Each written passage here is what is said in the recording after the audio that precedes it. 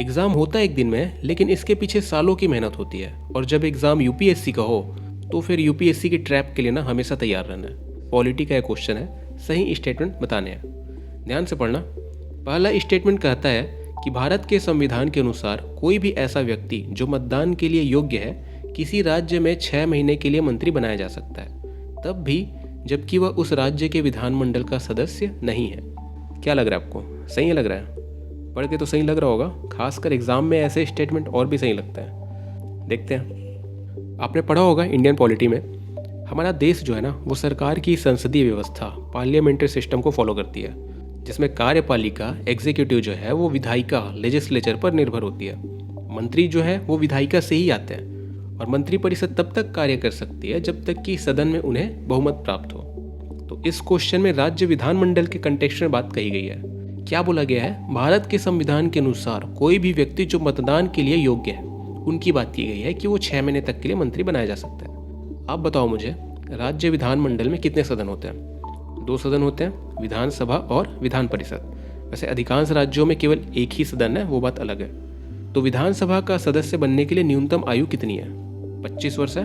और विधान परिषद के लिए यह आयु है 30 वर्ष। क्वेश्चन में क्या कहा गया है? कोई भी व्यक्ति जो मतदान के लिए योग्य है। मतदान के लिए कोई योग्य कब होता है? हमारे देश में मतदान के लिए न्यूनतम आयु कितनी है? 18 वर्ष। तो 18 वर्ष का व्यक्ति कैसे विधानमंडल का सदस्य बन सकता है? और जब विधानमंडल का सदस्य बनने के योग्य ही नहीं है तो मंत्री फिर कैसे बनेगा? तो समझा आपने यूपीएससी किस तरह से ट्रैप करती है। तो ये स्टेटमेंट गलत है। सेकंड स्टेटमेंट देखते हैं। कहा गया है कि लोक प्रतिनिधित्व अधिनियम रिप्रेजेंटेशन ऑफ पीपल्स एक्ट 1951 के अनुसार कोई भी ऐसा व्यक्ति जो दांडिक अपराध के अंतर्गत दोषी पाया गया है और जिसे 5 वर्ष के लिए कारावास का दंड दिया गया है, चुनाव लड़ने के लिए स्थायी तौर पर अयोग्य हो जाता है, भले ही वह कारावास से मुक्त हो चुका है। तो लोक प्रतिनिधित्व अधिनियम रिप्रेजेंटेशन ऑफ पीपल्स एक्ट 1951 में जो मेंशन है उसकी बात करते हैं। इस अधिनियम की धारा 8 में कुछ प्रावधान है, जैसे ऐसे नेता जिन पर आरोप सिद्ध नहीं हुए हैं, केवल मुकदमा चल रहा है, वो चुनाव लड़ने के लिए स्वतंत्र है। इस बात से कोई फर्क नहीं पड़ता कि उन पर लगा आरोप कितना गंभीर है। लेकिन सेकंड स्टेटमेंट का आंसर आपको मिलेगा लोक प्रतिनिधित्व अधिनियम 1951 की धारा 8 क्लॉज 3 से, जो कहता है कि किसी दांडिक अपराध के लिए दोषी ठहराए गए व्यक्ति को यदि 2 वर्ष से अधिक की सजा सुनाई जाती है तो फिर जिस दिन कोर्ट के द्वारा उस व्यक्ति को दोषी ठहराया गया उस दिन से उसे अयोग्य माना जाएगा और सजा पूरी किए जाने की डेट से 6 वर्ष तक की अवधि के लिए, ध्यान देना, 6 वर्ष तक की अवधि के लिए चुनाव लड़ने के लिए अयोग्य माना जाएगा।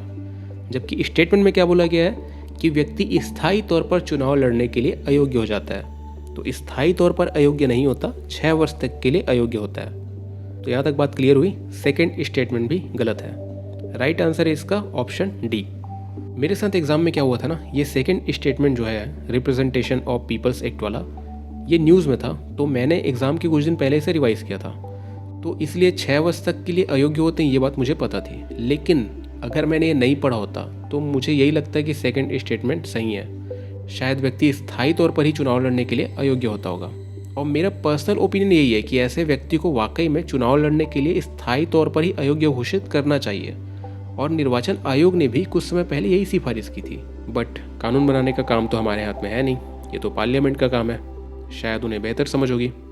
तो डिस्कशन कैसी लगी आपको कमेंट बॉक्स में ज़रूर बताएं। Thank you.